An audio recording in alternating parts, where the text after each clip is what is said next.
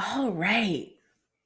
Welcome back to lesson 8, the ultimate creator, love. Love is seen as the ultimate creator of our desires. The text teaches that our true nature is love and that all of our desires ultimately stem from a deep desire for connection and oneness with others and with the divine. Now, the ego seeks to create a sense of separation and individuality, which can lead to desires that are based on fear, lack, and scarcity. These desires may include things like power, control, or material possessions and are ultimately unfulfilling and unsatisfying. In contrast, love is seen as the source of all true desires. When we connect with our true nature, as beings of love, we tap into a sense of wholeness and fulfillment that transcends the ego's desires. Our desires become less about acquiring external things and more about cultivating inner qualities like compassion, forgiveness, and truly leaning into our feminine energy. When we align ourselves with love, we become co creators with the universe, working together to manifest our deepest desires. This process involves letting go of the ego's desires and surrendering to a higher power, which is characterized by love and unity.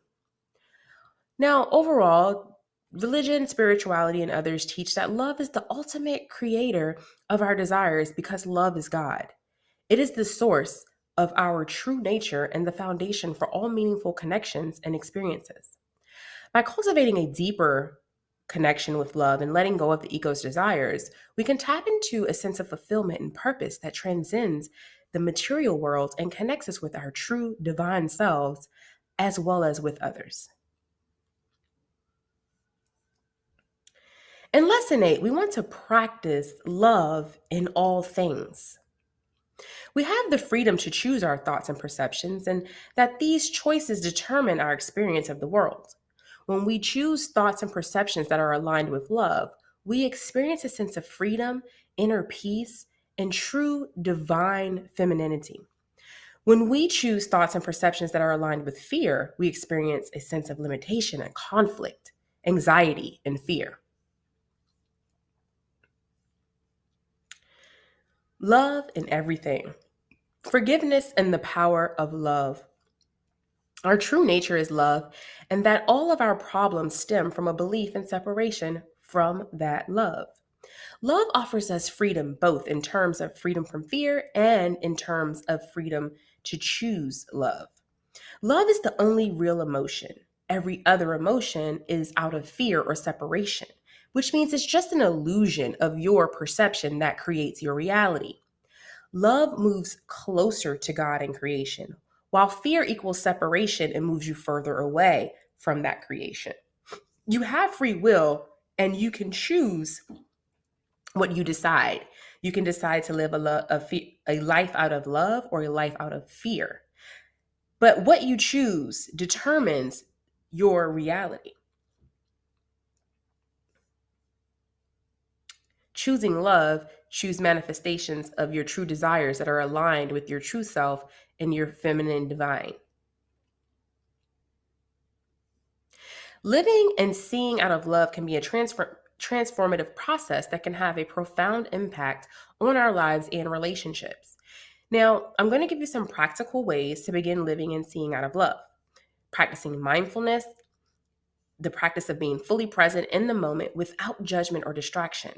Cultivating mindfulness can help you become more aware of your thoughts, feelings, and behaviors and begin to align with love. Cultivating gratitude. When we talk about gratitude, I'm talking about a powerful tool for cultivating a sense of love and connection. Taking the time each day to express gratitude for the people, the experiences, and the blessings in your life. Also, practicing forgiveness. Forgiveness, the key aspect of living and seeing out of love. Try to let go of judgments and resentments towards yourself and others to cultivate a sense of compassion and understanding. Focus on giving.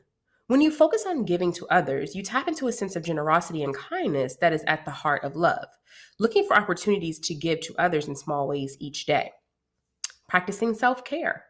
Self care is an essential aspect of living and seeing out of love. Take each, t- each Take time each day to care for yourself physically, emotionally, and spiritually, and make self love and self compassion a priority of yours. Surround yourself with positive influences. Seeking out relationships and experiences that inspire and uplift you, and avoid people and situations that bring you down. Engage in acts of kindness daily. Those small acts of kindness, such as holding the door for someone or offering a kind word, can have a powerful impact on others and help to cultivate a sense of love and connection. Living and seeing out of love is a process that involves cultivating mindfulness, gratitude, forgiveness, giving, self care, positive influences, and acts of kindness. By practicing these habits regularly, we can begin to align ourselves with the power of love and create a more fulfilling and joyful life.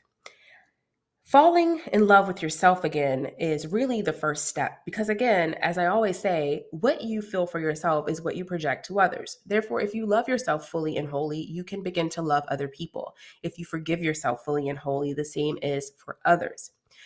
Then I want to talk about your soulmate attraction. And when I talk about your soulmate, I do not necessarily mean in a romantic way. I really do mean what your personal values are and who you are as a person to fall in love with yourself, creating yourself as a soulmate. We're going to talk about practicing self care and how you can make that a priority in your life on a daily basis. Forgiving yourself first. We have a workbook for that. We've been working through that through all of these lessons. And so we'll just continue on from what we've already done. And then practicing how you can see things in a different way.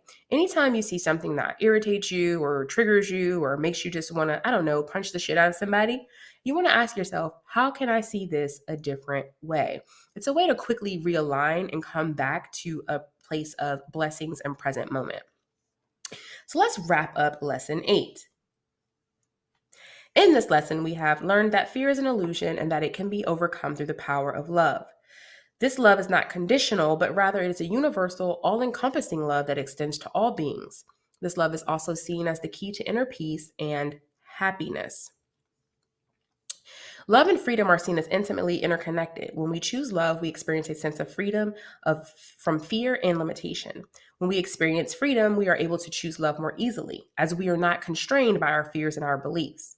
Ultimately, the goal of the text is to help us awaken to our true nature as beings of love and to experience the freedom and joy that comes with this realization.